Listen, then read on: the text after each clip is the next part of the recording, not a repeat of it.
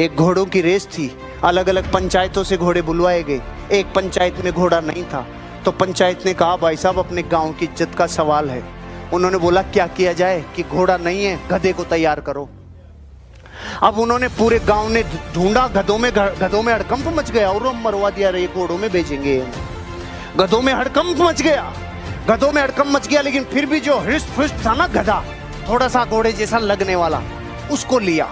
उसको लेके कि भाई तू कर सकता, वो कहता मरवाओगे रो, मत बेचो। नहीं तू कर सकता है। उसको पूरे 2 दिन का आरटीपी दे के बोला तू कर सकता है। अब इतने पंप भरते हैं तो कुछ तो फर्क पड़ता है कि नहीं पड़ता है। गधे ने बोला मैं जाएगा, गांव की इज्जत के लिए मैं जाएगा, रेस में जाएगा, पंचायत की इज्जत के लिए पूरा लुट जाएगा, लेकिन मैं जाएगा। ओके, सरपंच तैयार, सारी टीम तैयार, और गधे को लाके खड़ा कर दिया रेसिंग की लाइन पे, और गधा बिल्कुल रेडी। लेफ्ट में देखा घोड़े, अरे बारे मर गए रे, राइट में मर गए रे, बारे कांपने लग गए पाँव। अब गधा वहां तो ठीक था, लेकिन घोड़ों में पहुंचने के बाद तो फर्क पड़ता है ना, कांप रहा है, टांगे कांप रही है, और विसिल बजने वाली है। और विसिल बजने के 5 सेकंड पहले वो हुआ जिसने प्रकृति के नियम ही बदल दिए। विसिल बजने के 5 सेकंड पहले गांव के सरपंच ने गधे की पूंछ उठा के आधा किलो मिर्ची डाल दी। और आप कह रहे हो कि रेस का रिजल्ट क्या हुआ? अरे रिजल्ट 6 महीने तक गधा रुका ही नहीं।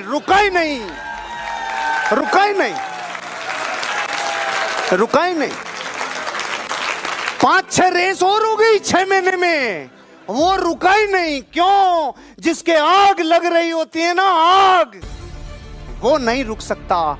एक गधा भी घोड़ों को हरा सकता है जब डिजायर अपनी तड़प पे होती है। इस कहानी का मैसेज ये है, अगर जिंदगी में आप भी कुछ कर गुजरना चाहते हो, अपनी डिजायर को थोड़ा होले अब थोड़ा सा आंच देना चालू करो। लेते हैं, गौरव ने एक मनौती मानी।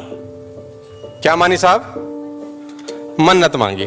ठीक है, अब मन्नत में यह है कि जो पहला नवरात्रा होगा उसमें ये वहां पर जाके वैष्णो देवी में माथा टेकेगा। Got it? Are you getting the point? ठीक है गौरव, अब इसने पहले नवरात्र में वहां पर क्या टेकना है? माथा। ये मनौती है इसकी, और ये भक्त भी अच्छा है। अब क्या हुआ, अब इसने ट्रेन बुक कराई हुई है अपने फैमिली के साथ, जो नई दिल्ली से जम्मू जाएगी, और वो ट्रेन है एक पर्टिकुलर डे में, एक पर्टिकुलर टाइम पे।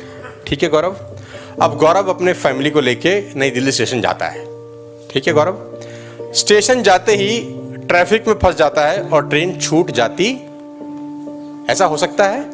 ऐसा हो सकता है। अब ट्रेन छूट गई, अब ये क्या करेगा? मैं इससे पूछना चाहता हूं, क्योंकि इसने मनौती मानी है कि मुझे जाना है। क्या करेगा गौरव? गाड़ी बुक कराऊंगा, टैक्सी बुक कराऊंगा और निकल जाऊंगा। टैक्सी बुक कराऊंगा जम्मू तक, और आपको पता चलता है कि आज टैक्सी की हड़ताल है। आपको पता चलता है और सडन कि आज टैक्सी की स्ट्राइक है। बस में निकल जाऊंगा। आप बस में निकलते हैं, चलो फॉर द, आपका दिन बड़े अच्छे थे, बस की स्ट्राइक नहीं थी, आपने बस ली और आप बस में चले, और जैसे ही आप करनाल पहुंचे बस के आगे के 2 टायर पंचर हो गए। आप क्या करोगे? लिफ्ट लूंगा।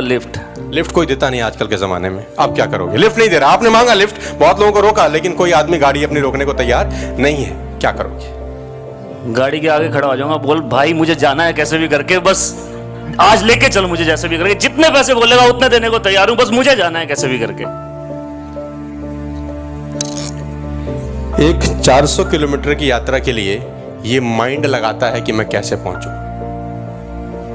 एक चीज रुकावट डालती है तो दूसरी चीज ढूंढता है, दूसरी रुकावट डालती है तो तीसरी ढूंढता है, तीसरी रुकावट डालती है तो चौथी ढूंढता है, 40 रुकावट डालेगी तो 41 ढूंढेगा। 500 किलोमीटर की जर्नी और एक मन्नत के लिए जिंदगी 2 रुकावट डालती है, आपकी फट जाती है साहब। क्या ना, यही लोग आपके साथ कर रहे हैं।